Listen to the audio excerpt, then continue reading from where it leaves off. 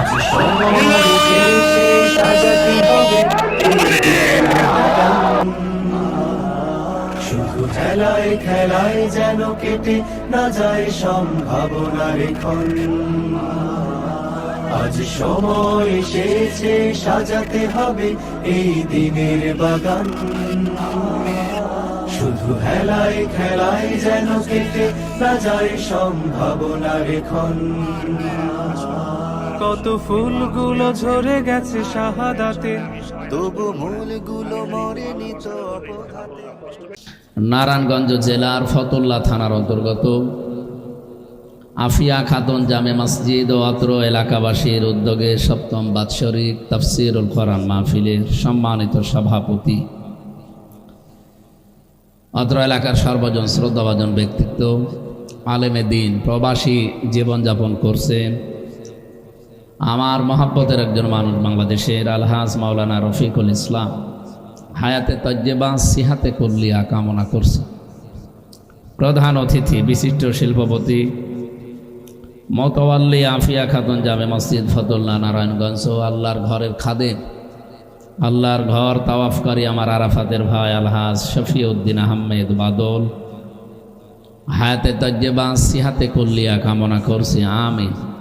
আলোচনা করলেন মাওলানা হুসাইন মাহফুজ চুয়াডাঙ্গা, মাওলানা নাসির উদ্দিন, মাওলানা মুফতি ওলিউল্লাহ, বিশেষ অতিথি রিয়াদ মোহাম্মদ চৌধুরী, সাংগঠনিক সম্পাদক ফতুল্লা থানা বিএনপি, পরিচালক Narayanganj chamber of commerce and industry.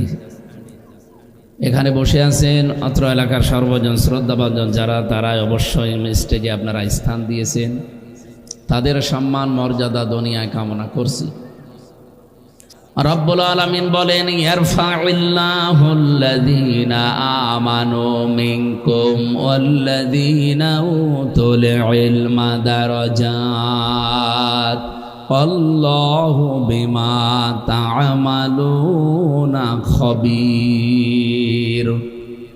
সূরা মুজাদালার 11 নম্বর আয়াতের শেষের দিকে আছে, এটা তাফসিরে ফি জিলালিল কোরআনে পাবেন।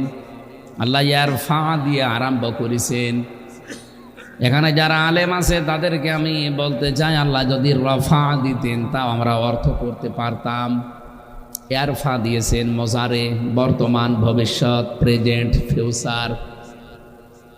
রব্বুল আলামিন এখানে জানাতে চেয়েছেন, এই পৃথিবীতে তোমাদের ভেতরে যারা ঈমান এনেছে আর ঈমানের দাবি অনুযায়ী যারা এলেম অর্জন করেছে, এই দুইটা গুণ যাদের ভেতরে পাওয়া যাবে, দিন যত যাবে তাদের মর্যাদা সম্মান আল্লাহ বাড়াতেই থাকবে। নারায়ণগঞ্জবাসী কোরআনে কারিমের এই আয়াতগুলো আমরা বিশ্বাস করি 98 ভাগ। হ্যাঁ, কত? আরো জোরে বলেন। 100 ভাগ যারা বিশ্বাস করছি তাদের সামনে আমি কথা বলছি। আল্লাহ এখানে রফা না দিয়ে ইয়ারফা দিয়েছেন এ কারণে, দিন যত যাবে যাদের ভেতরে সত্যিকারের ঈমান আছে, আল্লাযীনা উতুল ইলমা দারাজাত, আর যারা এলেম পাবে, জ্ঞান পাবে, আর এই জ্ঞান অনুযায়ী যারা কাজ করবে দুনিয়ায়, আল্লাহ দারাজাতুন দেয়নি, দারাজাত বহু বচন দিয়েছেন। দিন যত যাবে এই দুইটা গুণ যদি মানুষ টিকিয়ে রাখতে পারে, তার মর্যাদা দিন দিন বৃদ্ধি হতে থাকবে। আপনি পৃথিবীতে দেখেন যাদের সত্যিকারের ঈমান আছে, হ্যাঁ, ঈমানের ভেতরে যদি মুনাফিকি থাকে তাহলে আপনার সম্মান আরো কমবে। এই কথা বুঝে বললেন তো নাকি? বহু ঈমানদার আছে আমরা দেখি, আল্লাহর ভাষায় এই মানুষগুলো আসলে এখনো ঈমান আনে নাই। ওয়ামিনান নাসি মান ইয়াকুলু আমান্না বিল্লাহি ওয়া বিল ইয়াউমিল আখির ওয়া মা হুম বিমুমিনিন। রব্বুল আলামিন সূরা বাকারার 8 নম্বর আয়াতে জানিয়েছেন, বহু মানুষ দুনিয়ায় এমন আছে তারা বলে আল্লাহ তোমাকে বিশ্বাস করি, কিয়ামত হবে এটাও বিশ্বাস করি।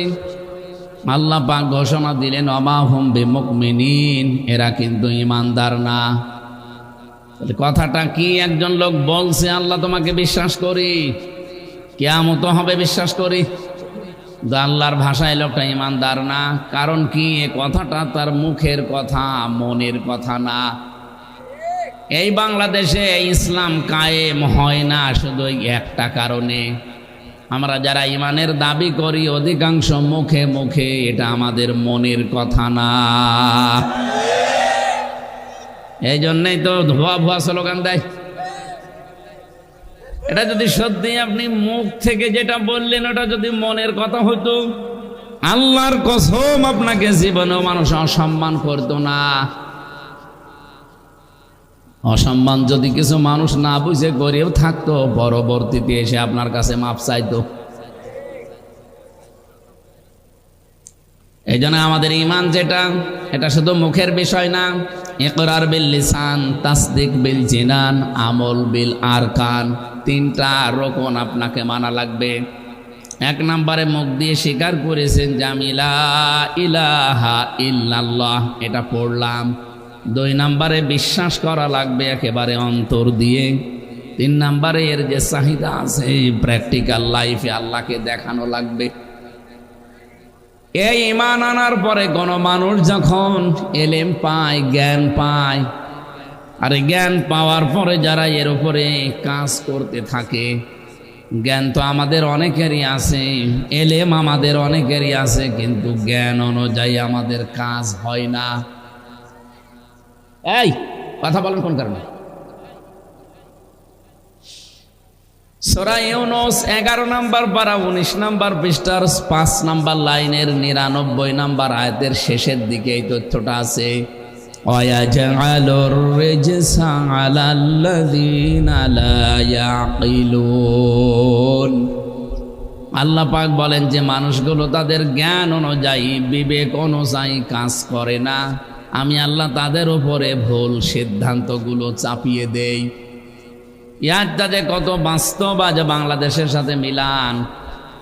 যারা তাদের জ্ঞান অনুযায়ী, বিবেক অনুযায়ী কাজ করছে না, দেখেন এরা পদে পদে ভুল করছে। এই যে ভুল সিদ্ধান্তগুলো তারা নেয়, এগুলো চাপিয়ে দেয় কে? সরাসরি এখানে কর্তা বা ফাইল আল্লাহ নিজে। আল্লাহ বলেন আমি নিজে তাদের উপরে ভুল বিষয়গুলো চাপিয়ে দেই, কারণ তাদের বিবেক অনুযায়ী তারা কাজ করলো না। এই দেশের 100 জনের 69 জন মানুষ ভোট দিয়েছিল যে আমরা এই দেশে সংস্কার চাই, কিন্তু কোনো মানুষ এখন দেখি না, এটা পুরা উল্টিয়ে দিয়েছে সাংবিধানিক দোহাই দিয়ে। যে সংবিধান মানুষের ভেতরে বিভেদ তৈরি করে, যেই সংবিধান মানুষের ভেতরে বিভেদ তৈরি করে, ভাইয়ে ভাইয়ে প্রাচীর তৈরি করে তাদেরকে খোনাখনির পর্যায়ে নিয়ে যায়। এই 2.5 মাস 3 মাস চলছে যে অবস্থা, আমরা আরো উপরে চলে যেতে পারতাম যদি কথা মতো আমরা কাজ করতে পারতাম। শুধুমাত্র ইনিয়ে বিনিয়ে তাল গাছ আমার, কেন এই কথা বলার দরকার কি? জনগণ যা চেয়েছেন আপনারা তো এটা চেয়েছিলেন।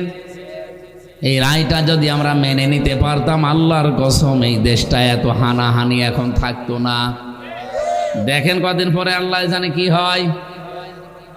কারণ দিন যত যাবে, মানুষের রায়কে যারা উপেক্ষা করবে, আল্লাহর কসম এ দেশের মানুষ আগস্টের 5 তারিখের পরে পুরা পাল্টিয়ে গেছে।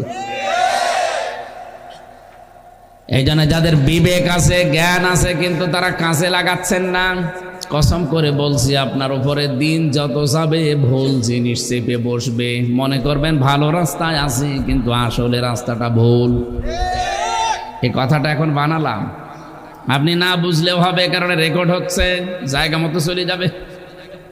ওদের মাথার ভেতরে এটা ঢুকলে আলহামদুলিল্লাহ, যত তাড়াতাড়ি তারা এটা বুঝবে, এদেশের মানুষের তত তাড়াতাড়ি কল্যাণ হবে। তাহলে 2টা শর্ত পেলাম সম্মান পাওয়ার জন্য। 1 নম্বরে ঈমান আনা লাগবে। 850 কোটি মানুষ পৃথিবীতে, আল্লাহর কাছে সম্মান তাদের বেশি যাদের ভেতরে আল্লাহর প্রতি বিশ্বাস বেশি। আর এই বিশ্বাসী মানুষ কি 850 কোটি? সব মাত্র 200 কোটি। আর বাকি যা আছে 650 কোটি, আল্লাহর কাছে ওগুলো গরু ছাগলের মতো দাম নেই। পশু পাখি যেমন আমরা, আমাদের কাছে পিপিলিকা, আল্লাহর কাছে ওইগুলো, সে ডোনাল্ড ট্রাম্প হোক আর নরেন্দ্র মোদী হোক। কারণ ওদের আর যাই থাক, কি নেই বলেন তো? ইমান নেই। বলেন বলেন। 2 নম্বরে জ্ঞান, এলেম। জ্ঞান আর এলেম পাইলেই হবে না, এটা পাওয়ার পরে যারা এর উপরে কাজ করবে। বাংলাদেশে বহু আলেম ওলামা দেখতে পাচ্ছি, জ্ঞানী মানুষ আছে, কিন্তু এই জ্ঞান অনুযায়ী অনেকে কাজ করে না। এই জন্য মানুষের ভেতর থেকে, অন্তর থেকে তাদের সম্মান, শ্রদ্ধা এগুলো আল্লাহ নিজে তুলে দেয়। আমি কি নাম ধরে বলবো নাকি? ঠিক আছে, বহু মানুষকে মানুষ কিছু সম্মান দিত, কিন্তু তাদের জ্ঞান অনুযায়ী, এলেম অনুযায়ী তারা কাজ করে নাই, দুনিয়ার স্বার্থে নিজেকে বিকিয়ে দিয়েছে। মানুষ হয়তো তারে আলেম মনে করে, কিন্তু ঘৃণার সাথে তার নাম নেই। আজকে যাদের সম্মান কামনা করলাম স্টেজে বসে আছে, ওরা তো এমনি বসে নেই। এই এলাকায় অবশ্যই তাদের একটা সম্মানের জায়গা আছে, এই জন্য কর্তৃপক্ষ তাদেরকে এই সুন্দর চেয়ার দিয়ে বসিয়ে রেখেছে। এদের এই সম্মান আমি শুধু দুনিয়া না, আখেরাতে আর একটা জগৎ আছে না? বলেন বলেন। এই 2 জগতে তাদের সম্মান আমরা কামনা করছি, আল্লাহ যেন দান করেন। আর আখেরাতের সম্মান পাওয়ার জন্য শুধু আমিন বললে হবে? ভেতরে মাল থাকা লাগবে না? মালগুলো আল্লাহ যেন দান করে। সামনে বসা আজকের মাহফিলের প্রধান আকর্ষণ আপনারা যদি প্রধান আকর্ষণ না হয়ে আসতেন এখানে, আমির হামজার বাপ আসলেও কিছু হইতো। সুতরাং যারা এসেছেন আজকে দল মত নির্বিশেষে সবাই আজকের মাহফিলের প্রধান আকর্ষণ।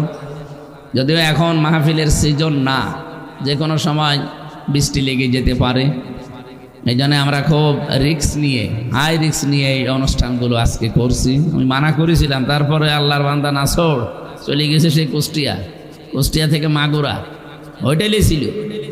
বহু কষ্ট করে আজকের এই মাহফিলটার আয়োজন কয়েকজন মিলে এলাকাবাসীকে সামনে নিয়ে যারা সাজিয়েছেন, মা বোনেরাও আছে মনে হয় পর্দার আড়ালে নাকি? সম্মানিতা মা এবং বোনেরা, প্রশাসনের ভাইরা, দল মত নির্বিশেষে আজকের এই অনুষ্ঠানে আমরা যারা এসেছি আখেরাতের পুঁজি তৈরি করার জন্য, যেহেতু আর কয়দিন, 11-12 দিন পরে একটা মহান দিন আমাদের সামনে, এই সংক্রান্ত কিছু বিষয় কোরআন থেকে তুলে ধরবো ইনশাআল্লাহ। যে আল্লাহ আমাদেরকে নিয়ে এসেছেন এই ইবাদত খানায়, এটা কিন্তু এখন ইবাদত চলছে অলরেডি। আমরা নামাজ পড়ে আসলাম, এশার নামাজ পড়ে যেমন সওয়াব পেয়েছি, এখানে বসে থাকে কোরআনের আয়াতগুলো বোঝার জন্য যারা চেষ্টা করছে, ঠিক ওই রকম নামাজ পড়ার মতো সওয়াব হচ্ছে। নবীজি বলেন, কোরআনের একটা আয়াত বোঝার জন্য কেউ যদি চেষ্টা করে, ও যদি নাও বোঝে, শুধু চেষ্টা করেছে, 500 রাকাত নফল নামাজের সওয়াব পাওয়া যায়। বিশ্বনবী মসজিদে নববীতে প্রবেশ করলেন, ডান দিকে তাকিয়ে দেখলেন কিছু মানুষ আল্লাহর কোরআন নিয়ে আলোচনা করছে, বাম দিকে তাকিয়ে দেখলেন কিছু মানুষ আল্লাহর জিকির করছে। নবীজি বললেন, 2টা দল ভালো কাজে আছে, তবে সবচাইতে উত্তম কাজে আছে তারা যারা আল্লাহর কোরআন নিয়ে ব্যস্ত আছে। বলেন তো এখানে আমরা ব্যস্ত আছি কি নিয়ে? কথা বলা লাগবে, বলেন। আল্লাহর নবী বলেন, এই মুহূর্তে আল্লাহ আমাকে ওহী নাযিল করে জানিয়েছেন, কোরআন নিয়ে যারা ব্যস্ত আছে আমি যেন তাদের মজলিসে শ্রোতা হয়ে বসে পড়ি। আপনি টের পাচ্ছেন যে কোন জায়গায় বসে আছেন? আজকে যদি নবীজি জীবিত থাকতেন, আরে নারায়ণগঞ্জের ফতুল্লার উপর দিয়ে যদি উনি হেঁটে যেতেন, কোরআনের আলোচনা হচ্ছে, কোরআনের সম্মানে বিশ্ব নবী নিজে আপনাদের সাথে বসে পড়তেন। এরকম একটা মহান জায়গায় আল্লাহ বসার সুযোগ করে দিলেন। আর একবার বলেন আলহামদুলিল্লাহ। দরুদ আর সালাম পড়ছি আমাদের নবী মুহাম্মদুর রাসূলুল্লাহ সাল্লাল্লাহু আলাইহি ওয়াসাল্লামের প্রতি। আমরা যে সূরা থেকে পড়েছি সূরা সাফফাত, এর আগের সূরার নাম সূরা ইয়াসিন, পরের সূরার নাম সূরা সাদ। ইয়াসিন মানে আল্লাহর নবীর নাম, এটা বিশ্ব নবীকে আল্লাহ বহু নামে কোরআনে নাম ধরে ডাক দিয়েছেন, তার ভেতরে ইয়াসিন একটা। ইয়া মানে হে, সিন মানে সাজ্জেদ। আল্লাহর ভাষায় সাজ্জেদ বলতে এই পৃথিবীতে বিশ্ব নবী ছাড়া আর কেউ নেই। কথা বোঝেননি? না বোঝেননি, আন্দাজে হিজি বললে হবে? ইয়া দিয়ে আল্লাহ পাক ডাক দিয়েছেন, হে সিন মানে সাজ্জেদ, এর বাংলা অর্থ হচ্ছে নেতা। আল্লাহর ঘোষণা দেওয়া নেতা এই দুনিয়ায় শুধু একজন, কে? পৃথিবীর অন্য কোন নেতাকে কেউ যদি মানতে চান, মাস্ট বি সেই নেতা মুহাম্মদুর রাসূলুল্লাহর আদর্শের অনুসারী হওয়া লাগবে। আমার কথা হয়তো বুঝে ফেলেছেন, এবার আমি ব্যাখ্যাটা করি 1 মিনিটে। এটা তাফসিরে কাবির থেকে বলছি। সিন শব্দের 5টা অর্থ মুফাসসির দিয়েছেন। সিন মানে সাজ্জিদুল আলামিন, সিন মানে সাজ্জিদুল বাশার, সিন মানে সাজ্জিদুল কাউনাইন, সিন মানে সাজ্জিদুল আম্বিয়া, সিন মানে সাজ্জিদুল মুরসালিন। এ নারায়ণগঞ্জে যারা বসবাস করেন মানুষ নাকি অমানুষ? অমানুষ ও মানুষ। আল্লাহ পাক প্রথম শব্দটা দিয়েছেন সাজ্জিদুল আলামিন। এ শুধু নারায়ণগঞ্জ না, শুধু বাংলাদেশ না, পৃথিবীতে 228টা রাষ্ট্র এখন আছে। তামাম পৃথিবীর এই 228টা রাষ্ট্র মিলে যত জগৎ আল্লাহ বানিয়েছে, এর বাইরে সেখানেও যদি কোনো মানুষ বাস করে, শুধু আলম না দিয়া আলামিন দিয়েছেন। যত আলামিন আছে, তার মানে আপনাদের এমপিও তো আলামিন। এই আলামিন মানে বিশ্বাসী, আর আলামিন মানে বিশ্বজগৎ। রব্বুল আলামিন জানিয়েছেন, যেখানেই মানুষ বাস করে সেখানেই আমার নবী মুহাম্মদুর রাসূলুল্লাহর আদর্শ মানা লাগবে। আপনি টের পেয়েছেন কত বড় কথা এটা? কেউ যদি বলে এখন আমি আর পৃথিবীতে থাকি না, আমি এখন মঙ্গল গ্রহে অলরেডি বাড়ি করেছি, চাঁদের দেশে জমি কিনতেছি, ওখানে বাড়ি বানাবো। চাঁদের দেশে, মঙ্গল গ্রহে না, যেখানেই পৃথিবীতে বা অন্য কোনো জায়গায় মানুষ যাক না কেন, বসবাস যদি মানুষ হিসাবে কেউ করতে চায়, বিশ্ব নবীর আদর্শ তারে গ্রহণ করা লাগবে। নবীর আদর্শের বাইরে গিয়ে আপনি আর মানুষ থাকতে পারবেন না। কি কথা বলেন আমার? বলেন তো, আল্লাহর নবীর আদর্শের ভেতরে সন্ন্যাসী যে জীবন, এটা ছিল? বলেন বলেন। ইসলাম জানিয়েছে যে ইসলামের ভেতরে সন্ন্যাসী জীবন, এই যে যেগুলো সন্ন্যাসী হয়ে যায় সংসার পাতি সব ছেড়ে দিয়ে, না, এগুলো ইসলাম মানে না। আল্লাহর নবীর আদর্শের ভেতরে এটা ছিল না। সুতরাং যারা নবীর আদর্শের বাইরে চলে গেছেন, আপনি আর মানুষ নেই। কারণ নবীর আদর্শের বাইরে গেলে ওইটা আর মানুষ থাকে না, ওইটা অমানুষ হয়ে যায়। 2 নম্বরে সাজ্জিদুল বাশার। বাশার মানে মানুষ। বাশার মানে কি? আপনি যদি বলেন যে আমি মানুষ, মানুষ পদবাচ্যে বিবেচিত হতে হলে মাস্ট বি বিশ্ব নবীকে আপনার আদর্শ মানা লাগবে। আমি খোলাখুলি বলছি ভাই, সাফ কথা, কান খাড়া করে শোনেন। এই বাংলাদেশে যারা বিশ্ব নবী বাদ দিয়ে অন্য কারো আদর্শ মানেন, আপনি আর মানুষের তালিকায় নেই। একটু কড়া হয়ে গেল না? না না, হয়নি, একেবারে কেবল ডোজ শুরু হচ্ছে। আপনি মানুষ দাবি করবেন অথচ আদর্শ মানবেন অন্য কারো না। আপনাকে রাসূলুল্লাহকে আদর্শ মানা লাগবে। চ্যালেঞ্জ দিচ্ছি, সূরা ইয়াসিনের তাফসীর নিয়ে আসেন। শুধুমাত্র মানুষ হিসাবেই না, 3 নম্বরে সাজ্জিদুল কাউনাইন। কাউনাইন মানে উভয় জগৎ। এই আপনাদের এই মন এদিকে নেই না, এদিকে তাকান। শুধুমাত্র এই পৃথিবী না, কাউনাইন মানে উভয় জগৎ।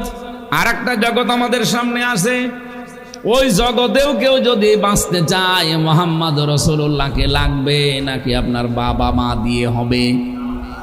ইয়াউমা ইয়াফিরুল মারউ মিন আখিহি ওয়া উম্মিহি ওয়া আবিহি ওয়া সাহিবাতিহি ওয়া বানি লিকুল্লি ইমরিম মিনহুম ইয়াউমা ইদিন শাআনুন ইউগনি। রব্বুল আলামিন বলেন, সেদিন মা পালাবে, বাবা পালাবে, ভাই পালাবে, স্ত্রী পালাবে, এমনকি প্রতিটি মানুষের নিজের চিন্তায় তারা ব্যস্ত থাকবে। এই অবস্থা তৈরি করা হবে। দুনিয়ায় বিপদে পড়লে যেহেতু আপনজনেরা আসে, আল্লাহ বলেন কিয়ামতে এইগুলোই আগে পালাবে। ইব্রাহিম নবীর মতো মানুষ ডাক দিয়ে বলবে, রব্বুল আলামিন, আমার বাবা আসরের সাথে কি করবা আমি জানি না, যা ভালো লাগে করো। আমার কোনো কথা নেই বাবার ব্যাপারে, আমারে বাঁচাও। হযরতে ঈসা রূহুল্লাহ বলবে রব্বুল আলামিন, আমার মা মরিয়মের সাথে তুমি কি আচরণ করবে আমি জানি না, যা ভালো লাগে করো, কিন্তু তুমি আমাকে বাঁচাও। বলেন তো, কেউ তার মাকে কেউ তার বাবাকে ভুলে যাচ্ছে, এমন সময় মাত্র একটা আওয়াজ হাসরের ময়দানে শোনা যাবে, রব্বি হাবলি উম্মতি। তিনি শুধু বলবে রব্বুল আলামিন তুমি আমার উম্মতকে বাঁচাও। কোন উম্মত? তিনি বলবেন না যে আমার ইমাম গাজালিকে বাঁচাও, ইমাম আবু হানিফাকে বাঁচাও, রাবিয়া বসরিকে বাঁচাও না। উনি একটাই আওয়াজ দেবে, আমার উম্মতকে বাঁচাও। আমার প্রশ্ন এখন, উম্মত আমরা হতে পেরেছি কিনা? আমরা তো ওই উম্মত দাবি করছি যে উম্মত মদের ব্যবসা করে। নারায়ণগঞ্জে মনে হয় এখনো শুরু হয়নি। আমি তো সংসদে 300 এমপির ভাষণ শুনতে পাচ্ছি। আমি নিজে সহ 300 এমপির একই কথা, মাননীয় স্পিকার আমার এলাকায় মাদক ছেয়ে গেছে। নারায়ণগঞ্জের ফতুল্লার যিনি আলামিন উনিও বলেছে যে শেষ হয়ে গেলাম। মাদক নিয়ন্ত্রণ অধিদপ্তর পর্যন্ত নারায়ণগঞ্জে আছে না নেই? প্রত্যেক জেলায় আছে। এত হাজার হাজার লক্ষ লক্ষ টাকা খরচ করে সরকার এই অধিদপ্তর বানিয়েছে। কি হচ্ছে বলেন তো অধিদপ্তর দিয়ে? এ নারায়ণগঞ্জে যদি 150টা ওয়ার্ড থাকে পুরাই আসনের ভেতরে, আমার তো 138টা ওয়ার্ড আমার আসনে, এখানে অবশ্যই 140 বা 50টা ওয়ার্ড আছে। এ নারায়ণগঞ্জে এই আসনের ভেতরে ওয়ার্ড কয়টা? কয়টা? 160টা। 160টা আমার মনে হয় মাদক নিয়ন্ত্রণ অধিদপ্তর যে কাজ করছে, একটা ওয়ার্ডের মাদক নিয়ন্ত্রণ করার যে কাজ সেইটাও তাদের দ্বারা হচ্ছে না।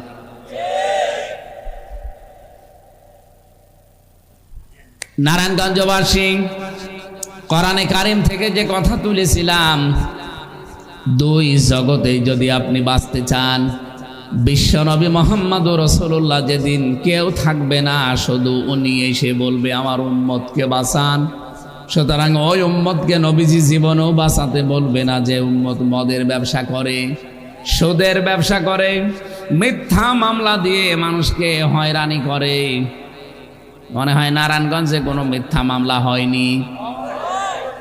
সবচাইতে বেশি এগিয়ে আছে বাংলাদেশে মিথ্যা মামলার ক্ষেত্রে নারায়ণগঞ্জ। আপনি জরিপ নিয়ে আসেন। এরপরে 7 নাম্বারের তালিকায় আছে আমাদের কুষ্টিয়া। কিন্তু আমরা খুশির সংবাদ দিতে চাই, আমি যেহেতু জামাত ইসলামী বাংলাদেশ থেকে এমপি হয়েছি, গ্যারান্টি দিয়েছি জামাত ইসলামী বাংলাদেশে আগস্টের 5 তারিখের পর থেকে আজকে প্রায় 2 বছর চলছে, একটা মামলাও বিনা কারণে মিথ্যা আমরা কাউকে দেইনি। যদি প্রমাণ করতে পারেন নিয়ে আসেন। 2 বছরে কেউ আসে নাই, তাহলে হাজার হাজার এই মিথ্যা মামলা এক একজনের নামে পড়লো কি করে? অবশ্যই কেউ না কেউ দিয়েছে। একটা মানুষকে মিথ্যাভাবে জড়িয়ে তার জীবনটা নষ্ট করে দিলে জীবনেও নবীর সামনে ওই দিন আপনি উম্মত হিসাবে দাঁড়াতে পারবেন না। আমি আপনাকে বাঁচাতে চাই, আপনি ভুল পথে আছেন, ফিরে আসেন। যদি মনে করেন যে না ওরা দিয়েছে, ওরা যদি কুকুর হয়ে পায়ে কামড় দেয়, আপনি কুকুরের পায়ে কামড় দেবেন। ভালো ব্যবহার করলে অবশ্যই আপনার শত্রু ও বন্ধু হিসাবে পরিগণিত হয়ে যাবে। ও ভাইরা, 4 নাম্বারের ব্যাখ্যা পেয়েছি। শুধুমাত্র সাধারণ মানুষেরই নবীজি আদর্শ ছিলেন না, নেতা ছিলেন না, সাজ্জেদুল আম্বিয়া, নবীর বহু বচন আম্বিয়া। যত নবী আল্লাহ দুনিয়ায় পাঠিয়েছেন সব নবীদেরও তিনি নেতা ছিলেন। 4 নাম্বারে সাজ্জেদুল মুরসালিন, বিশ্ব নবী ছিলেন রসুলদেরও নেতা। মেরাজে যেদিন যাচ্ছিলেন রজব মাসের 27 তারিখে 26 তারিখের দিবাগত রাতে, যেখানে তিনি নামাজ আদায় করেছিলেন এই বাইতুল মুকাদ্দাসে, রব্বুল আলামিন বলেন, হে নবী, আজকের এই ময়দানে আপনি ছাড়া আর ইমামতি করার কেউ যোগ্য নেই। আপনার সামনে কেউ দাঁড়াবে না নামাজের মুসল্লায়। নবীজি নামাজের এই ইমামতির জায়গায় দাঁড়িয়ে নামাজ পড়ালেন। নামাজ শেষে জিবরাইল ডাক দিয়ে বলেন, নবী আপনি কি জানেন পেছনে কারা দাঁড়িয়েছিল? বলেন না। যারা দাঁড়িয়েছে সব আল্লাহর বড় বড় ফেরেশতা এবং সব নবী আর রাসূল। আজকে থেকে আপনি শুধু সাজ্জিদুল বাশার না, সাজ্জিদুল আলামিন না, সাজ্জিদুল আম্বিয়া এবং সাজ্জিদুল মুরসালিন। আপনি নবীদেরও নেতা, রাসূলদেরও নেতা। এই শব্দের ব্যাখ্যা করতে গিয়ে আমি দুইটা জিনিস পেয়েছি। যেহেতু সাজ্জিদুল মুরসালিন দিয়েছেন, বলেন তো মুসা এবং ঈসা আলাইহিস সালাম এই দুইজন নবী ছিলেন নাকি রাসূলও ছিলেন?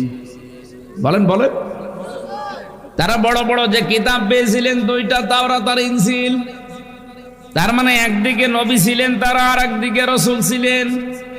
এই দুইজন নবীও ঘোষণা দিয়েছেন যে আমরা পৃথিবীতে আল্লাহর কাছে বহুবার দোয়া করেছিলাম, রব্বুল আলামিন নবী বানিয়েছে, খুশি হয়েছি। নবী না বানিয়ে যদি মুহাম্মদুর রাসূলুল্লাহর উম্মত আমাদেরকে বানাতে, তাও আমরা খুশি থাকতাম। যেহেতু নবী করে পাঠিয়ে দিয়েছো, রাসূল করে পাঠিয়ে দিয়েছো, আর একটা আরজি করি, যদি পারো তাহলে আমাদেরকে বিশ্ব নবীর উম্মত হিসাবে দুনিয়ায় পাঠিও। তো একজনেরটা কবুল হয়েছে আর একটা কবুল হয়নি। হযরতে মুসার দোয়া আল্লাহ কবুল করেননি, ঈসার দোয়া আল্লাহ কবুল করেছেন। তিনি আবার আসবেন নবী হয়ে না, আমাদের মতো উম্মত হয়ে। বলেন সুবহানাল্লাহ। এবার আমি যা বলতে চাচ্ছিলাম এতক্ষণ পর্যন্ত, এই 15 মিনিট, এইবার সেবার বলছে। আল্লাহর নবী মুহাম্মদুর রাসূলুল্লাহ ডাক দিয়ে বললেন, আমার উম্মতেরা, আমার ইন্তেকালের পর কিয়ামত পর্যন্ত যদি মুসা নবীও কোনো দিনে দুনিয়ায় আসে, হযরতে ঈসা নবীও দুনিয়ায় কোনো দিন যদি আসে, আর আমার কোনো উম্মত যদি আমারে বাদ দিয়ে মুসা ঈসার আদর্শ গ্রহণ করে তাদের পেছনে চলে যায়, আমি নবী গ্যারান্টি দিয়ে গেলাম ওই লোকটা জাহান্নামী। কিছু বুঝে বললেন নাকি কিছু? বলেন তো আপনি, নবী মুসা আলাইহিস সালাম যিনি আল্লাহর সাথে কথা বলতেন, হযরতে ঈসা তাকে রূহুল্লাহ বলা হয়। এই পৃথিবীতে একটা নিদর্শন, তিনি বাবা ছাড়া দুনিয়ায় এসেছেন। এত বড় বিশাল পাওয়ারফুল নবীরা এখন দুনিয়ায় আসলে কেউ যদি মুহাম্মদুর রাসূলুল্লাহকে ছেড়ে দিয়ে তাদেরকে গ্রহণ করলে জাহান্নামী হয়ে যায়। বাংলাদেশে কোন নেতার আদর্শ আছে যাকে মেনে নিয়েছেন নিশ্চিন্তে আছেন? এই জন্যই তো 15 মিনিট আগে কথাটা বলেছিলাম যে বিশ্ব নবী বাদ দিয়ে যার আদর্শ আপনি গ্রহণ করেছিলেন, নাক কান বন্ধ করে আমি বলতে পারি আপনি জাহান্নামী। কেউ আপনাকে বাঁচাতে পারবে না। এই জন্য সূরা সাফফাতের আগের সূরার নাম ইয়াসিন। খালি ইয়াসিন সূরা পড়লেই 10 খতম কোরআন শরীফ পড়ার সওয়াব হয়, বিষয়টা এমন না। এটা মানা লাগবে আগে। আপনি এক একটা শব্দের খালি একটা প্রথম 2টা অক্ষরের ব্যাখ্যা বলছি এতক্ষণ, ইয়া সিন, তাও তো ইয়ার ব্যাখ্যা বলি নাই, খালি সিনের ব্যাখ্যা বললাম। নারায়ণগঞ্জবাসী, পাগলামি করা যাবে না, ধরা খেয়ে যাবেন। কেউ আপনার সাথে থাকবে না, কেউ আসবে না। মুহাম্মদুর রাসূলুল্লাহ বাদ দিয়ে কেউ বাঁচানোর জন্য পরিচয়ও দেবে না। আল্লাহ রাব্বুল আলামিন বলেন, মানুষ নিজেকে বাঁচানোর জন্য শেষ পর্যন্ত নিজের সন্তানকে আমি আল্লাহর কাছে মুক্তিপণ দিতে চাইবে। ওয়ালা ইয়াসআলু হামিমুন হামিমা ইউবাসসিরুনাহুম ইয়াওয়াদ্দুল মুজরিমু লাউ ইয়াফতাদি মিন আযাবি ইয়াউমিইযিম বিবানি وصاحبته وأخيه وفصيلته التي تؤويه ومن في الأرض جميعا ثم ينجيه إلى آخر آية। সূরা মারিজের ভেতরে পড়েছি 10, 11, 12, 13, 14 নম্বর আয়াত। আল্লাহ পাক বলেন, কিয়ামতের এই কঠিন দৃশ্য দেখে সর্বপ্রথম মানুষ তার নিজের সন্তানটাকে আমি আল্লাহর কাছে দেবে, বলবে আল্লাহ এটা মুক্তিপণ। এটারে দিলাম, আমারে ছেড়ে দিন। আমি আয়াতটা জেলখানায় থাকতে পড়েছিলাম। যতগুলো তাফসির আমার কাছে ওই সময় ছিল, নারায়ণগঞ্জের এক ভাই আমার সাথে কিছুদিন আমি ছিলাম, তার সাথে জাকির খান না কি নাম যেন, জাকির ভাই, নারায়ণগঞ্জে বাড়ি না? আরো কিছু মানুষ ছিল, সৈয়দ আসলাম ভাই ছিল আমার, ঢাকা দোহারে বাড়ি। এরপরে ডেঞ্জার রাসু, নাম শুনেছেন? ডেঞ্জার রাসু বাড়ি গোপালগঞ্জে।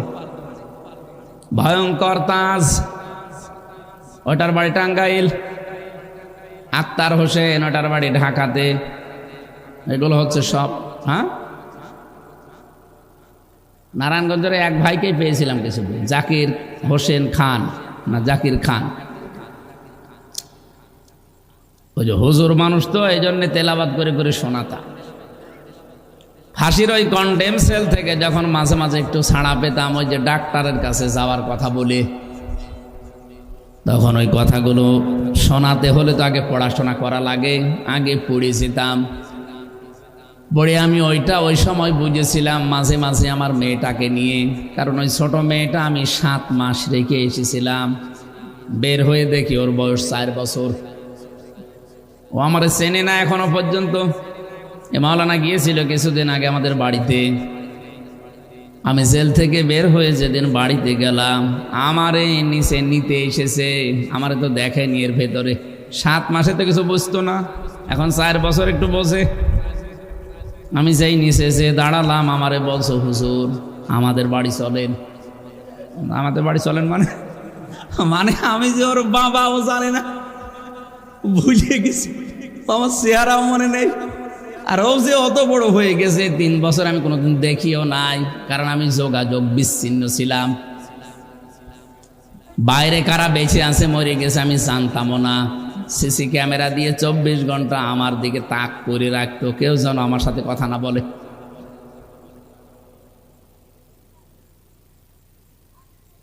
ওর প্রতি এই জন্য একটু ভালোবাসা বেশি হয়েছিল।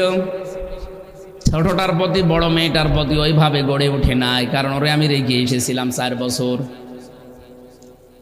মাঝে মাঝে আয়াতটা যখন তাফসির সহ পড়তাম, ভাবতাম আল্লাহ এই কথাটা কি 100 ভাগ, যদিও বিশ্বাস করতাম যে 100 ভাগ সত্য, কিন্তু মিলাতে পারতাম না। আল্লাহ বলেন কিয়ামতের দিন নাকি এই হাফসা জান্নাতকেও আল্লাহর কাছে আমারে দেওয়া লাগবে, যে এটা দিয়ে দিলাম মুক্তিপণ, আমারে বাঁচান। আমার তো বিশ্বাস হয় না যে না এইরকম আদরের সন্তানও কিয়ামতে আল্লাহর সামনে বাঁচার জন্য মানুষ দিয়ে দিতে পারে, কিন্তু দেওয়া লাগবে। অসাহিবাতিহি ওয়াখি, আল্লাহ বলেন প্রথমে বউ দিতে চাবে, ভাই দিতে চাবে, যে এগুলো দিয়ে দিলাম। অফাসিলাতিহিল্লাতি তওবে, জাতি গোষ্ঠী, এমনকি যে দলের লোকজন সবাইকে বলবে আল্লাহ দিয়ে দিলাম। অমাং ফিল আরদি জামিয়া, দুনিয়ায় যা কিছুর মালিক হয়েছিলাম বৈধ অবৈধ ভাবে সব দিয়ে দিলাম। সুম্মা ইউনজি, এরপরও আমি বাঁচতে চাই। আল্লাহ ধমক দেবেন, কাল্লা ইন্নাহা লাযা নাযাআতাল লিশাওয়া তাদউ মান আদবারা ওয়া তাওয়াল্লা ওয়া জামাআ ফাআওয়া। খুব ভালো করে খেয়াল করে শোনেন, আল্লাহর কথা যেহেতু 100 ভাগ সত্য, আর এটা ঘটবে, আপনি এখন বিশ্বাস না করলেও ঘটবে। আল্লাহ বলেন, যেই বলবে আমার ছেলে মেয়েকে, আমার বউকে, আমার ভাইকে, আমার জ্ঞাতি গোষ্ঠীকে, আমার দলের লোককে, আমার সম্পদ আদি সব দিলাম, আমি ফিদিয়া হিসাবে, মুক্তিপণ হিসাবে আমারে আপনি বাঁচান, ছেড়ে দেন। আল্লাহ তখন ধমক দিয়ে বলবে, কখনোই না, তোরে আমি লাজাই দেব। লাজা মানে জাহান্নাম কয়টা বলেন তো? হ্যাঁ, না না, জাহান্নাম একটা, জাহান্নামের দরজা 7টা। জাহান্নামের যে দরজা 7টা কোথায় আছে বলেন তো দেখি মাওলানা?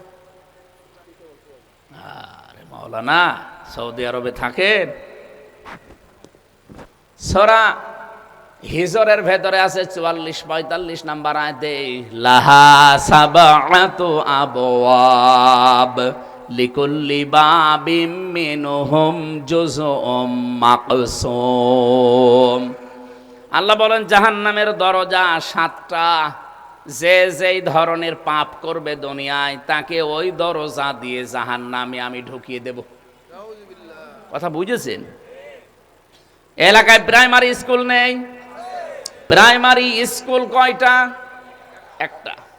মনে করেন এই গ্রামে প্রাইমারি স্কুল একটা, কিন্তু প্রাইমারিতে 1 থেকে 5 পর্যন্ত পড়ানো হয়। 5টা ক্লাসরুম আছে। 5টা ক্লাসরুমের দরজা কয়টা? বলেন বলেন। এখন যারা পড়াশোনা করে সবাইকে এক দরজা দিয়ে যাবে না 5 দরজা? যে যেই ক্লাসে পড়ে ওই দরজা দিয়ে তারে ঢোকা লাগবে। আপনি ক্লাস 2-তে পড়েন, 5-এ যে বসে আছেন, না বসতে দেবে? আর বসলেও আপনি কিছু পারবেন? শেষ পর্যন্ত বের করে দেবে। আল্লাহ বলেন জাহান্নাম একটা, এর দরজা আমি 7টা বানিয়েছি। দুনিয়ায় যে যে ধরনের পাপ করবে, অপরাধ করবে, তারে ওই দরজা দিয়ে আমি আল্লাহ প্রবেশ করাবো। এই লাজায় প্রবেশ করাবে কাদের? এই একটা দরজার নাম, খুব ভয়ঙ্কর দরজা এটা। আল্লাহ রাব্বুল আলামিন বলেন কাল্লা ইন্নাহা লাযা নাযাআতাল লিশাওয়া। এই দরজা দিয়ে প্রবেশ করলে সঙ্গে সঙ্গে শরীরে চামড়া খসে যাবে। কথা টের পাচ্ছেন আল্লাহর ভাষা? পৃথিবীতে এমন একটা ঘর দেখান যেখানে ঢুকলেই চামড়া উঠে যায়। আমি রিমান্ডে ছিলাম, আয়না ঘরে ছিলাম, আমি বাস্তবতা বহু দেখেছি। এমন এমন কঠিন কঠিন ঘরে আমারে নিয়ে গেছে, হ্যাঁ, শাস্তি দেওয়ার জন্যে। কিন্তু ঘরে ঢুকলেই চামড়া উঠে যায়, নখ উঠে যায়। আমি পাইনি। নখ তোলার জন্য মেশিন আমার কাছে নিয়ে এসেছিল যে এটা দিয়ে আমরা নখ তুলি, এটা দিয়ে চামড়া তুলি। আমি দেখেছি আপনার এই জায়গায় ধরে শুধু ওই প্লাস সিস্টেম এমন করা আছে, এখানে শুধু চাপ দিয়ে ওপরের সিস্টেমটা আবার আলাদা। 3 মুখ এখানে, ওপরে মাথা একটা, এই 3 মুখ এখানে লাগিয়ে বা এখানে লাগিয়ে, কারণ আপনি নড়াতেও পারবেন না। চেয়ারের সাথে এমন কায়দায় ক্লিপ দিয়ে এইটে দেওয়া, গলাটা আপনার ক্লিপ দিয়ে বেঁধে দেওয়া, পা 2টা বেঁধে দেওয়া, হাতের সাথে ক্লিপ দেওয়া, হয় এখানে লাগাবে, না হাত বাঁকা করে নি এখানে লাগাবে। আমার আগে যিনি রিমান্ডে গেল তার এভাবে করেছিল, সে এসে আমারে বলছিল এখানে চাপ দিয়ে শুধু এভাবে টানতে থাকবে। টানতে টানতে দেখা যাচ্ছে চামড়া ছিঁড়ে চলে আসবে।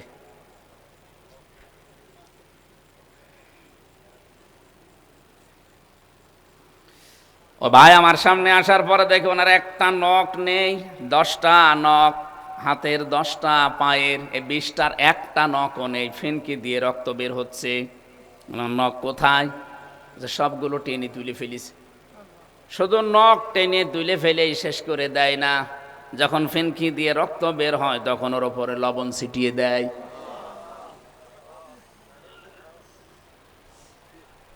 চট্টগ্রামে বাড়ি ভাইটার, আমার এখনো মাঝে মাঝে ওই রাতের কথা মনে হয়। রাত 2টা 3টা হবে হয়তো, এরকম রাত গভীর, কোনো শব্দ নেই, খালি গাড়ির শব্দ শুনতাম। কারণ মাটির নিচে ওই আয়না ঘরের ভেতরে, উপরে গাড়ি যেত, শব্দ শোনা যেত যে গাড়ি যাচ্ছে। হঠাৎ রাত 2টা 3টার সময় 5-6 জন মানুষ এসেছে, চোখ বেঁধে আপনার হাতে পায়ে শিকল বেঁধে দেবে, পায়ের সাথে চোখের সাথে ওই কালো কাপড় দিয়ে আটকিয়ে দেবে, বলবে চলো। কোথায়? মনে হবে যে আমারে মনে হয় রাতের বেলায় ছেড়ে দিচ্ছে। হঠাৎ করে নিয়ে চলে যায়। পরের দিন যারা দায়িত্বে আসে পাহারা দেওয়ার জন্যে, এই যে বছরের পর বছর থাকতে থাকতে তো পরিচয় হয়ে গিয়েছিল। ওনার একদিন বললাম যে গত কয়েকদিন আগে যারে নিয়ে গেলেন উনি কই? নিয়ে আসেন না তো আর। আমারে বলছে ও উপরে চলে গেছে। উপরে চলে গেছে মানে ও মরে গেছে। ওরে হয়তো ওখান থেকে নিয়ে গেছে গাজীপুরে, ওই বাগান আছে বিশাল, অথবা টাঙ্গাইলে, বিশাল এরিয়ার ভেতরে নিয়ে চোখ খুলে দেয় রাত 2টা 3টার সময়। যা ও মনে করে আমার মনে হয় ছেড়ে দিয়েছে। যেই কিছু পা হেঁটে যায়, দৌড় দেয়, পেছন থেকে গুলি করে বলে যে ক্রস ফায়ারে মরে গেছে। এই চলছিল। আমি কতবার মরণের কাছ থেকে ঘুরে এসেছি, আমার হায়াত ছিল বলে আমি এখনো বেঁচে আছি, নয়তো ওই জায়গা থেকে বেঁচে আসা সম্ভব না।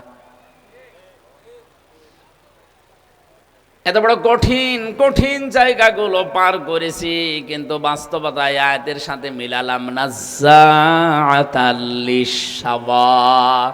আল্লাহ বলেন এই ঘরে এমন ভয়ঙ্কর, ঢুকলেই চামড়া খুলে যাবে। ওরা তো নিয়েছে চামড়া তোলে, নখ তোলে, কিন্তু এমন আল্লাহ ঘর বানিয়েছে যে ঘরের ভেতরে কোনো কিছু নেই, ঢুকলেই চামড়া খসে যায়। রিমান্ডের ৩য় দিনের একটা কাহিনী আমার এখনো মাঝে মাঝে ভয় লাগে। মাটির নিচে ওই ঘরের ভেতরে শুধু মাইক ছাড়া আর কিছু নেই, অন্ধকার। লাইট দেওয়ার পরে দেখি চারিদিকে শুধু ক্যামেরা, 50টার উপরে ক্যামেরা হবে। আমি একা নিস্তব্ধ বসে আছি। ওখানে মাইক সেট করা আছে, ওই 5 তলা 7 তলা থেকে মাঝে মাঝে আওয়াজ দেয়, মানে আমি কি করছি ওরা সব দেখতে পাচ্ছে। কোনো কথা নেই, কোনো বার্তারা নেই। হঠাৎ 2-3 ঘন্টা পরে একবার আওয়াজ দেবে, এই শেষ। বলেন তো 24 ঘন্টা এভাবে একটা মানুষ কতক্ষণ, কয় দিন, কয় সপ্তাহ থাকতে পারে? অথচ ওখানে পড়ে আছে মানুষ 3 বছর, 5 বছর, 7 বছর, 10 বছর, 12 বছর, 14 বছর পড়ে আছে, কেউ জানে না। কিছু কিছু মানুষকে দেখতাম এত বড় বড় চুল, দাড়ি, গোপ, নখ হয়ে গেছে এত বড় বড়, দেখলে ভয় লাগতো, মনে হচ্ছে জঙ্গল থেকে আসতেছে। মানুষ নাকি জীবনও প্রথমে দেখলে বুঝবেন না। এই নখ দিয়ে এভাবে ওই যে দেওয়ালের সাথে খুশিয়ে খুশিয়ে লিখে রাখতো যে ভাইরা কেউ যদি বাইরে যেতে পারেন এই নাম্বারটা জানাবেন যে এই নামের লোকটা বেঁচে আছে।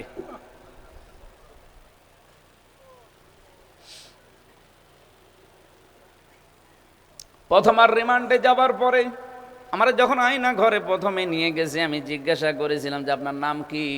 ও নাম বলতে পারে না। তার মানে আজ 10 বছর লোকটা পড়ে আছে, ওর নাম কি ও নিজেও জানে না, ওরে কেউ ডাকেও না। একটা মানুষ জানে না যে কোন বছর এটা কোন মাস, এটা কি বার, আজকে কয়টা বাজে, ওর কিচ্ছু জানা নেই। কারণ রাত হয় না দিন হয় আমি নিজেও জানতাম না, নামাজ পড়তাম আন্দাজে। যেদিন টাঙিয়ে রেখেছিল 11 ঘন্টা, পা উপরের দিকে মাথা নিচের দিকে দিয়ে দড়ি দিয়ে, 11 ঘন্টায় যে 3 ওয়াক্ত নামাজ, বিশেষ করে আসর, মাগরিব, এশা, একটা ওয়াক্ত নামাজও আমি জানি না। পড়েছিলাম ওই যে ইশারায়, ওই পেশাব করার জন্য 1-1.5 মিনিট সময় দেয়, ওই সময় একটু খুলে দেয়, ওই সময়টা ইশারায় শুধু মনে করেছিলাম এই দিকে হয়তো পশ্চিম হবে। এই তাছাড়া জানিও না যে কোন দিকে কাবা শরীফ।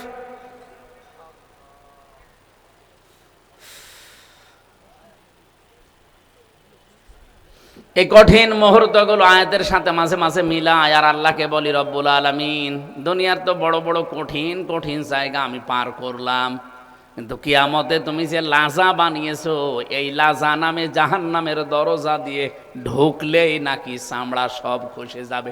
ও আবার কেমন ঘর! এত বড় কঠিন ভয়ঙ্কর ঘর ডাকবে কাদের? কাদেরকে তুমি দেবে এখানে? আল্লাহর পরবর্তী 2টা আয়াতে জবাব দিয়েছেন, তাদউ মান আদবার ওয়া তাওয়াল্লা ওয়া জামাআ ফাআওয়া। এই ভালো করে শোনেন, নারায়ণগঞ্জে যদি এরকম কেউ থাকেন এখনই পাল্টাতে হবে নাকি? তাদউ, তাদেরকে ডাকবে ওই ঘর। কাদেরকে? তাদউ মান আদবার ওয়া তাওয়াল্লা, যে ব্যক্তি আল্লাহর কোরআনের বাণী শোনার পরে অ্যাবাউট টান করে পেছন ফিরে চলে যায়। আর এরকম কথা বলেই থাকে, এই অহংকার যুক্ত কথাবার্তা মনে করে যারা চলে যায়। 2 নাম্বারে ওয়া জামাআ ফাআওয়া, যারা মাল সম্পদ দিনের পর দিন শুধু জমা করতে থাকে আর এটা কি করে সংরক্ষণ করা যায় সেই চিন্তায় ব্যস্ত থাকে। নারায়ণগঞ্জে নেই? আছে মানে আমি নাম ধরবো? এ জেলায় এখন বেশি। বাবা শাহজালাল সব হালাল করে নিচ্ছে। এই যে দিনের পরে দিন আপনি শুধু বৈধ নেই অবৈধ নেই, ডান নেই বাম নেই, খালি জমা করছেন। আর কি করে এটা আবার টিকিয়ে রাখা যায়, এই চেষ্টা যারা করেন এই মাত্র এই 3টা গুণ যাদের ভেতরে দুনিয়ায় পাওয়া যাবে, আল্লাহ পাক ওই জাহান্নামে লাজা নামে দরজা দিয়ে তাদেরকে ঢোকাবে। নারায়ণগঞ্জে যদি কেউ থাকেন এখনই পাল্টান। কার জন্য কি করছেন আপনি? আপনি যে সম্পদের পাহাড় তৈরি করে গেলেন, আরে ভাই আমি যে জায়গায় এখন আছি, আমিও তো 5 বছরে হাজার হাজার কোটি কোটি টাকার মালিক হতে পারতাম, এখনো সেই সিস্টেমও আছে। কিন্তু আমি বুঝে ফেলেছি দুনিয়ার এই জীবনটা, কারণ আমি জানি পৃথিবীর জীবন ধোঁকা ছাড়া কিচ্ছু না। আমি এখন এই প্রায় 2.5 মাস হয়ে গেল ক্ষমতায় আছি। এমপি হওয়ার পরে 2.5 মাসে আমি যদি শুধু হাঁ করে থাকতাম, আল্লাহর কসম আমি হাজার কোটি টাকার তো মালিক হয়ে যেতে পারতাম। কারণ কত রাস্তা যে খোলা এখন বুঝতেছি। আগে মানুষের কাছে মাঝে মাঝে শুনতাম যে একবার এমপি হলে নাকি 14 বংশ বসে বসে খায়, তখন ভাবতাম যে আল্লাহ কি করে খায়। এখন জানি, এখন টের পাচ্ছে যে খায় কি করে। কারণ যতগুলো রাস্তা আছে সরকারি রাস্তা, কিচ্ছু করা লাগবে না, শুধু সই করে দিলে হাজার হাজার টাকা চলে আসবে। কিন্তু কি করবে টাকা নিয়ে বলেন তো? আমি 5 বছরে নয় 5,000 কোটি টাকার মালিক হয়ে গেলাম, রেখে গেলাম, আমি মরে গেলাম। এই টাকাটা তো আর মরে যাবে না। এই টাকা আমার বউ, আমার মেয়ে, আমার মা বাবা এরা ব্যয় করবে। এই কথা বলছে না কেন? আর এরা তো সবই বৈধ কাজে ব্যয় করবে।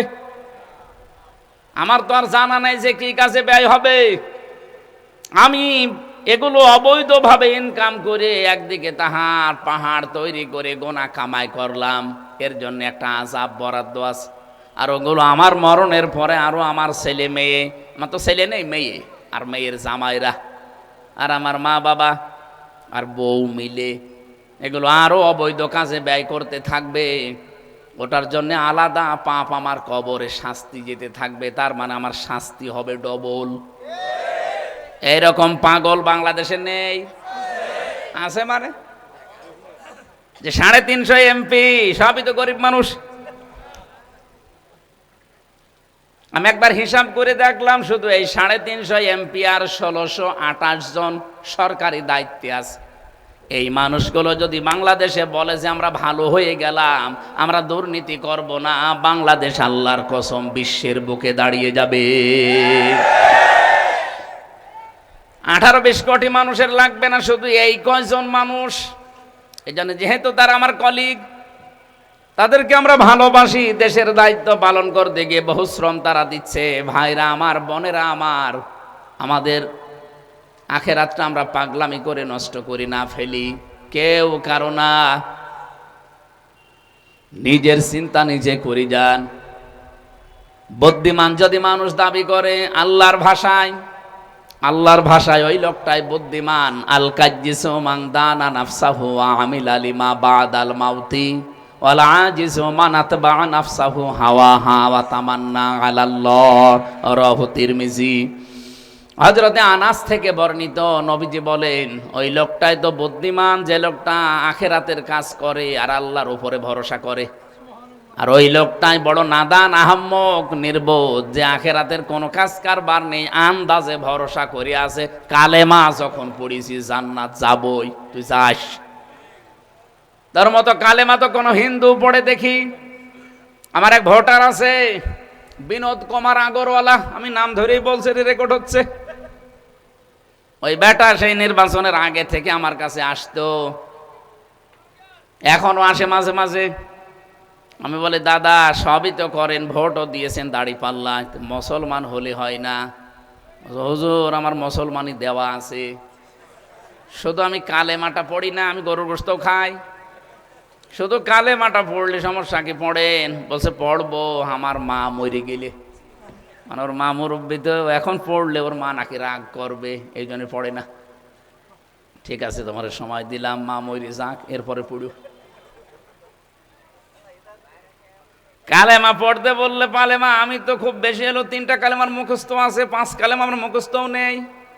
অথচ ও দেখি ভড়ভড় করে কালেমা পড়তে আছে, লা ইলাহা ইল্লাল্লাহ আশহাদু আল্লা ইলাহা ইল্লাল্লাহ ওয়া আশহাদু আন্না মুহাম্মাদান আবদুহু ওয়া রাসূল। সবই ঠিক আছে, কালেমা পড়লেই যদি মানুষ মুসলমান হয়ে জান্নাতে চলে যেতে পারে, তে বিনোদ কুমারকেও জান্নাত দেওয়া লাগবে। ওর তো মুসলমানও দেওয়া, গরুর গোশতও খায়, এমনকি নামাজে আমরা যখন দাঁড়াই মাঝে মাঝে তো এসে বসে থাকে, বলে দাদা নামাজ পড়বেন না? হ্যাঁ নামাজ পড়বো। অজু অজু মজু নেই না, পাগলামি করা যাবে না।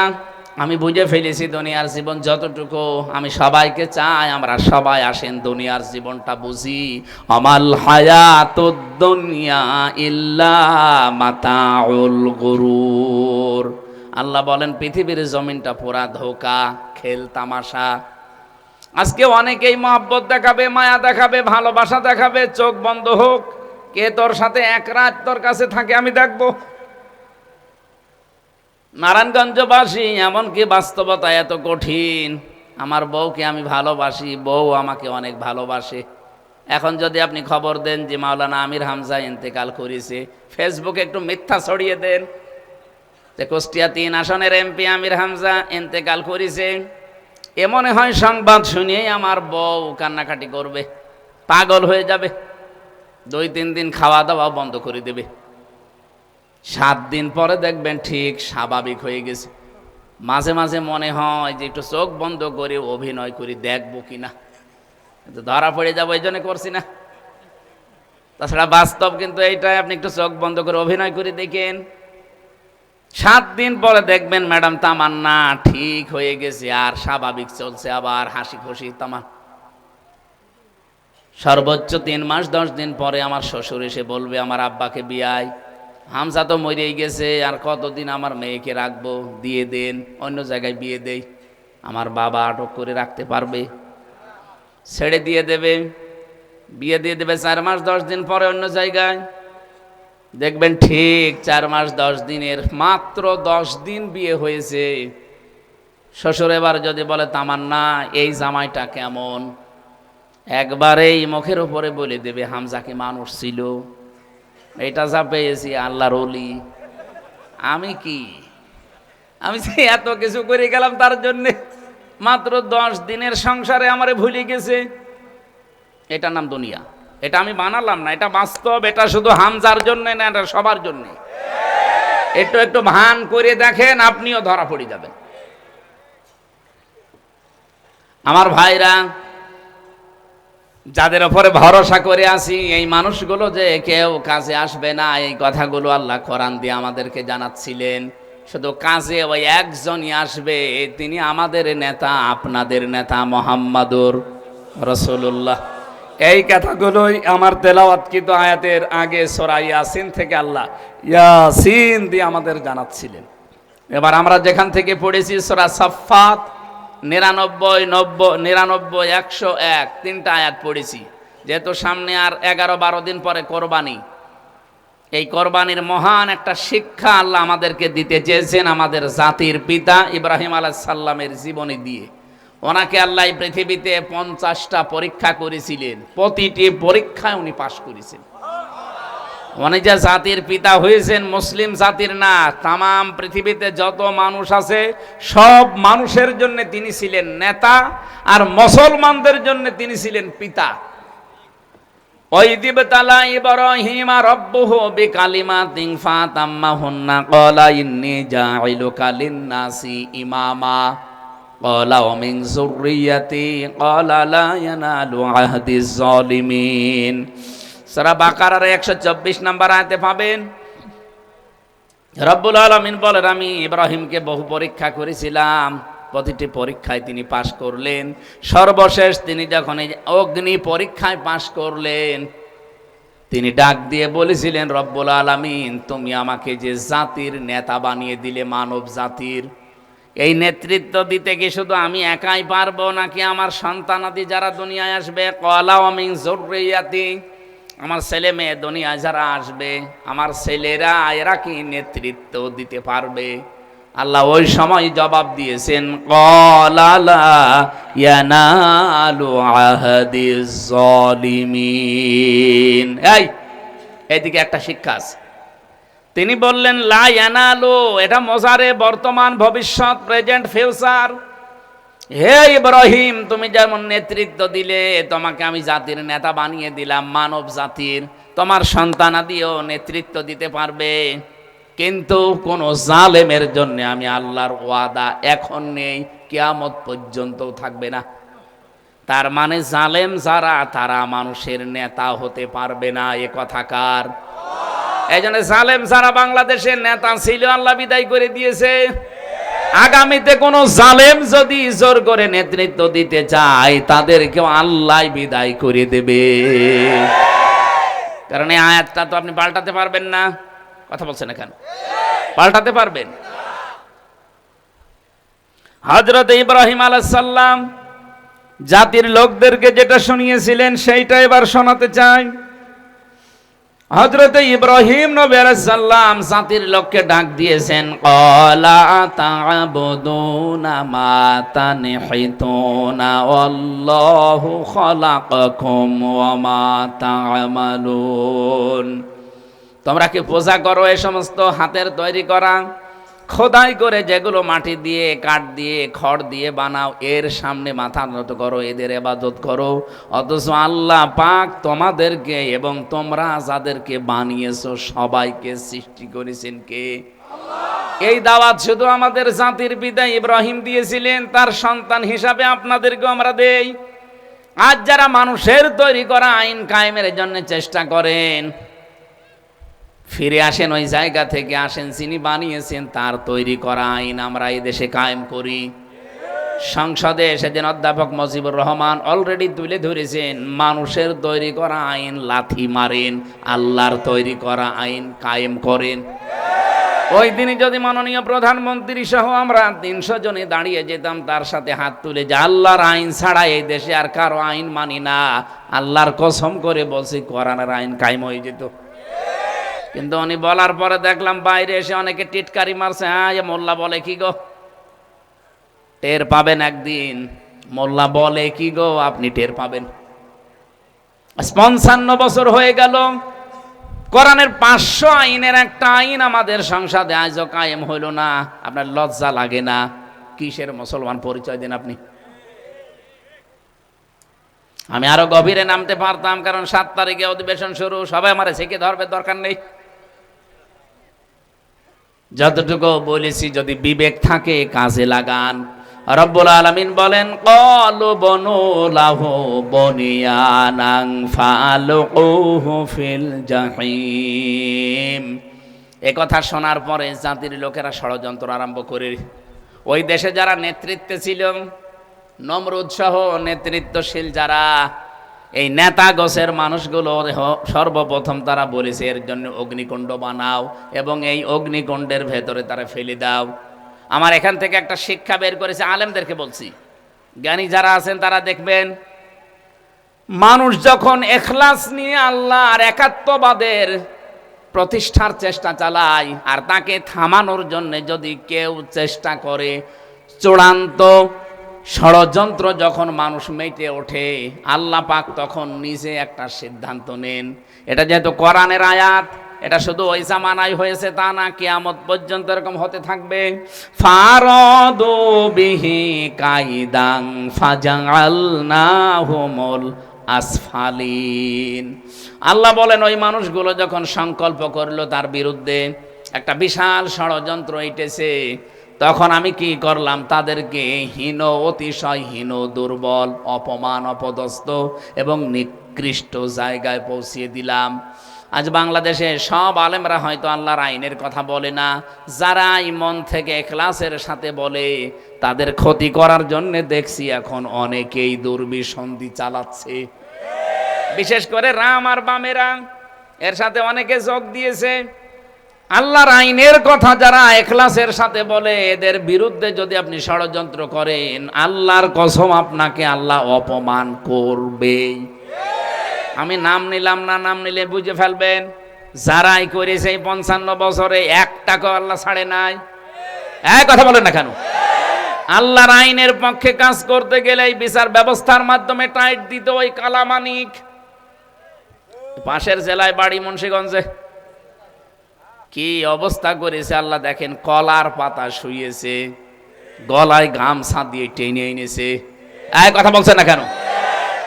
এরপরও যদি শিক্ষা না হয়, আমার মনে হয় প্রতিটি মানুষের বাড়িতে বাড়িতে এখন কালা মানিকের এই গামছা পরা ছবি টাঙিয়ে রাখা দরকার। এইটার নামই ফাজআলনাহুমুল আসফালিন। যারা এই ইখলাসের সাথে দিন কায়েমের জন্য চেষ্টা চালায়, এদের বিরুদ্ধে ষড়যন্ত্র করো, বিপদে ফেলার চেষ্টা করো, আল্লাহর কসম আল্লাহ তোমাকে অপমান করবে। আসফাল, সাফেল দেয়নি, আসফাল ইসমে তাফসিল, সর্বনিম্ন জায়গা আপনাকে পৌঁছিয়ে দেবে। আর সামনাসামনি হয়তো মানুষ আপনাকে দেখলে ভয় পাবে, কিন্তু পেছনে পেছনে আপনার জন্য গালি গালাজ আর বদদুয়া করবে। হযরত ইব্রাহিম কঠিন ষড়যন্ত্রের মোকাবেলায় যখন টিকতে পারলেন না, তখন আল্লাহকে ডাক দিয়ে বললেন, ক্বালা ইন্নী যাহিবুন ইলা রাব্বি সায়াহদিন। আমি আজকে আমার রবের দিকে আশ্রয় নিলাম, চলে গেলাম, আমি হেঁটে চললাম আমার রবের দিকে। ইলা রব্বি সায়াহদিন, তিনি তো ইয়াহদিন বললেও তো অর্থ হয়ে যেত, সায়াহদিন বলেন কেন? তার মানে মানুষ যদি সত্যি অসহায় হয়ে যায়, আল্লাহর দিনের কাজ করতে গিয়ে বাধাপ্রাপ্ত হয়ে আর কোনো রাস্তা খোলা না থাকে, ও যদি আল্লাহর দিকে মনোনিবেশ করতে থাকে, রব্বুল আলামিন তার বাঁচার জন্য হাজারো রাস্তা অতি শীঘ্রই খুলে দেয়। এই জন্য সিন, সাফা, কদ, লাম এরকম 13টা শব্দ আছে, এখানে আল্লাহ দিয়েছেন সিন। ইয়াহদিনের আগে সিন দিয়ে জানিয়েছেন সায়াহদিন। ইব্রাহিম নবী বলেছিলেন, আমি বিশ্বাস করি আমি যেহেতু সব ষড়যন্ত্রের জাল বিছানো, আমার আর জায়গা নেই, আমি আল্লাহর দিকে এবার ফিরে আসলাম, মাস্ট বি, অবশ্যই অতি শীঘ্রই আমার আল্লাহ আমার রাস্তা খুলে দিচ্ছে। শুধু খুলে দিচ্ছে না, এটা মজারে, ইয়াহদিন বর্তমান ভবিষ্যৎ, এখন দিচ্ছে, কিয়ামত পর্যন্ত আমার মতো রাস্তায় যারা থাকবে তাদের জন্য আল্লাহ রাস্তা খুলে দেবে। তিনি এই খুলে দিয়েই চলে যাচ্ছিলেন নিজের দেশ পার হয়ে, মাদিয়ান মিশর পার হয়ে তিনি যখন চলে যাচ্ছিলেন নিজের এরিয়া পার হয়ে, তখন ওই দেশে যাবার পরে তিনি বিবাহ করেছিলেন। হযরত ইব্রাহিম আলাইহিস সালাম দ্বিতীয় যে বিবাহ করেছিলেন আমরা জানি, তার নাম হযরতে সাহারা বা সারা। না, প্রথম স্ত্রীর নাম ছিল সাহারা সারা, দ্বিতীয় স্ত্রীর নাম ছিল হাজারা হাজেরা। তিনি বিবাহ করার একদিন 2 দিন না, এই 2টা বউ নিয়ে দোয়া করেছিলেন 86 বছর। 86 বছর একাধারে দোয়া করেছেন, রব্বি হাবলি মিনাস সলিহিন, হে আল্লাহ আমাকে একটা নেককার সন্তান দান করো। উনি 86 বছর পর্যন্ত দোয়া করে কোনোদিন ক্লান্ত হননি, আল্লাহর ওপরে কোনো খারাপ ধারণাও করেননি, এমনকি তিনি আশাও ছেড়ে দেননি। আর আমরা বিয়ের 4-5 বছরের ছেলে মেয়ে না হলে মাজারে ছুটি। নারায়ণগঞ্জ মনে হয় মাজার নেই, কত রকমের তাবিজ কবজ নিয়ে মাজায় গলায় কত জায়গায় ঝুলিয়ে রাখেন। আরে আপনার তার তো সন্তান হয়নি একদিন 2 দিন না, 86 বছর, কোনো জায়গায় তো ছুটলেন না। একটা গল্প পড়েছিলাম, এক ইমাম সাহেব প্রতিদিন নামাজের পরে দোয়া করে, রব্বি হাবলি মিনাস সলিহিন। এক মুসল্লি যুবক মানুষ বলছে, হুজুর কতদিন নামাজ পড়ি আপনার পেছনে, শুধু একই দোয়া করেন, রব্বি হাবলি মিনাস সলিহিন, এ দোয়ার মানে কি? ইমাম সাহেব বলছে, এ দোয়ার মানে আমি জানি না। জানি না মানে? প্রতিদিন নামাজের পরে দোয়া করেন হাত তুলে যে রব্বি হাবলি মিনাস সলিহিন, আর বলছেন দোয়ার মানে জানি না। এ দোয়ার মানে আমি জানতে চাই। এক আলেমের কাছে গিয়ে বলছে, আমাদের ইমাম সাহেব এই দোয়া করে প্রতিদিন, এই দোয়ার মানে কি? আলেম বলছে, তো শুধু দোয়া না, এটা কোরআনের আয়াত, সূরা সাফফাতের 100 নম্বর আয়াত। এর মানে হচ্ছে, আল্লাহ তুমি আমাকে একটা নেককার সন্তান দান করো। যুবক মনে করছে ইমাম সাহেবের বাড়ি সেই নোয়াখালী, এসেছে মনে করেন কুষ্টিয়ায়, এত দূর থেকে এসেছে, হুজুরের মনে হয় ছেলে মেয়ে হয় না, এই জন্য এই দোয়া প্রতিদিন করে। ডাক দিয়ে বলছে, হুজুর আপনি তো দোয়ার অর্থ জানেন না, আমি শুনে এসেছি, আপনার মনে হয় ছেলে মেয়ে নেই, এই জন্য এই দোয়া করেন, আপনার ছেলে মেয়ে আসলে আছে না? উনি বলছে, হ্যাঁ বাবা আমার ছেলে মেয়ে 11টা। বলছে আপনার 11টা ছেলে মেয়ে, এরপরও আপনি এই দোয়া পড়েন, আপনি কি দেশ ভরে ফেলবেন? আপনি কি জানেন এই দোয়ার মানে কি? আমি শুনে আসলাম, আমাকে একটা নেককার সন্তান দান করো।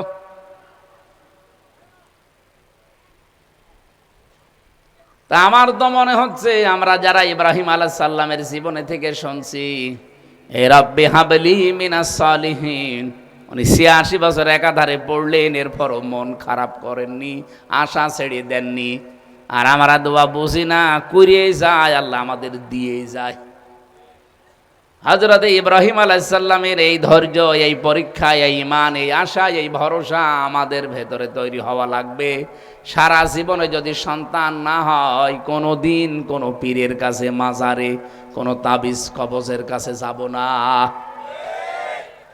এটার নাম একটা ঈমান। 86 বছর পর একটা জবাব পেয়েছিলেন, ফাবাশশারনাহু বিগুলামিন হালিম, যাও তোমাকে আমি একটা হালিম দিলাম।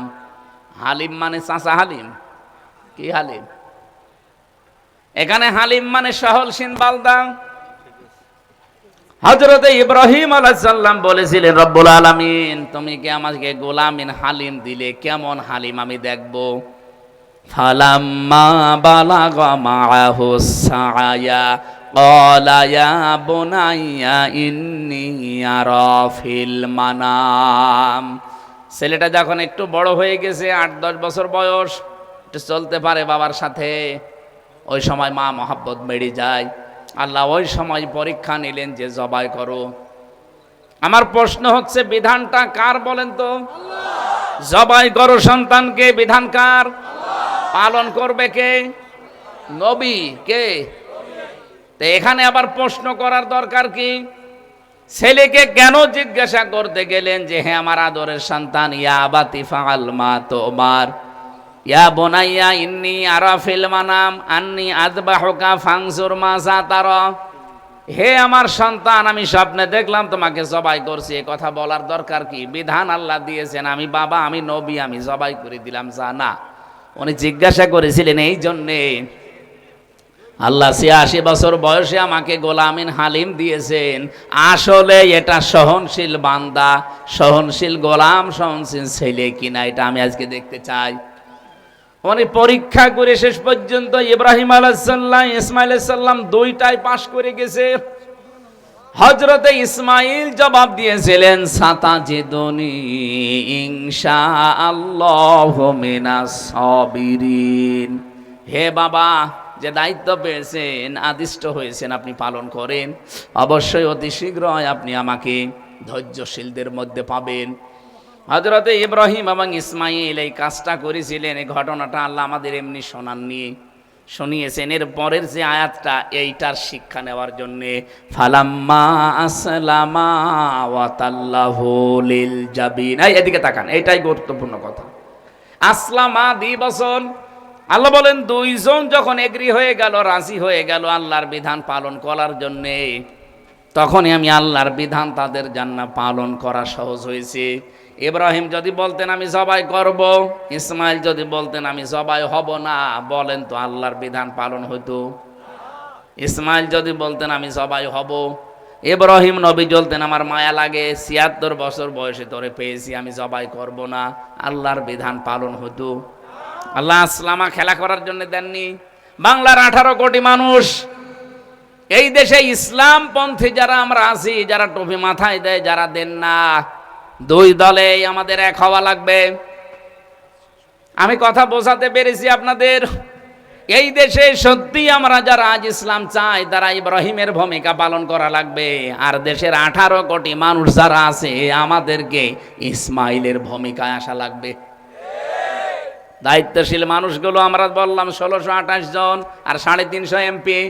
এই মানুষগুলো এখন যদি আমরা ইব্রাহিমের ভূমিকা পালন করি, যে আল্লাহর বিধান সামনে যেটা যখন আসবে আমরা পালন করব, 18 কোটি মানুষ যদি ইসমাইলের মতো বলে যে জীবন দিয়ে হলেও বিধান পালন করতে সাহায্য করব, এই দেশে ইসলাম 55 বছর লাগবে না, এবছরেই কায়েম হয়ে যাবে। এইটাই কোরবানির শিক্ষা। বছরে বছরে আসবে, খালি গোস্ত খেয়ে শেষ করে দেবেন না, আসেন আমরা দুই দলেই হয় ইব্রাহিম এবং ইসমাইলের ভূমিকায় পালন করতে সচেষ্ট হই, আল্লাহর বিধানটা অন্তত দেখে মরতে পারবে। আল্লাহ আমাদের তৌফিক দিন, আমিন বলেন আমিন। তারাকনা আলাইহি ফিল আখিরিন সালামুন আলা ইব্রাহিম। ইব্রাহিম, এটা শুধু তোমার জন্যই না, তোমার পরবর্তীতে কিয়ামত পর্যন্ত যারা আসবে এই কোরবানির নিদর্শন, এই শিক্ষা তাদের জন্য আমি রেখে গেলাম। কিন্তু আমরা আসে খালি খাবার দাবার করে শেষ করে দেই, শিক্ষাটা নিতে পারি না।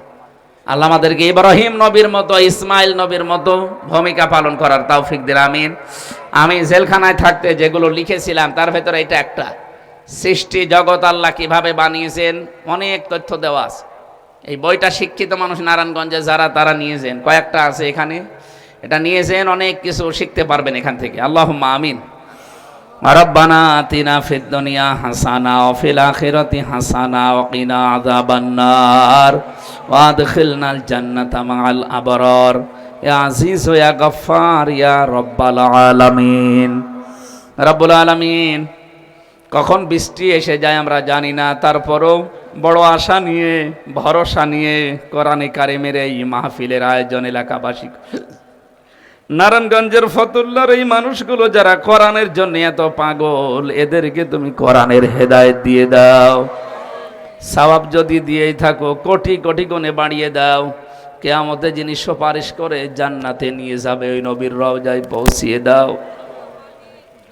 এ মাহফিলের আয়োজন করতে গিয়ে তোমার যে বান্দারা শ্রম দিল, বিশেষ করে আলহাজ মাওলানা রফিকুল ইসলাম আব্দুল আজিজ, আল্লাহ তাআলা কত মানুষ তাদের সাথে এলাকাবাসী যারা শ্রম দিয়েছে, মন থেকে কাজ করেছে কোরআনের জন্য প্রসারে প্রসারে, সবাইকে আবু বকরের মতো কবুল করে নাও। যতটুকু শিক্ষা আজকে পেয়েছি জাতির পিতা ইব্রাহিম আলাইহিস সালাম থেকে, আল্লাহ আমাদেরকে তুমি ইসমাইলের ভূমিকায় এনে দাও। দেশের দায়িত্বশীল মানুষদেরকে তুমি ইব্রাহিম আলাইহিস সালামের ভূমিকা পালন করার সুযোগ দাও। আমাদের মা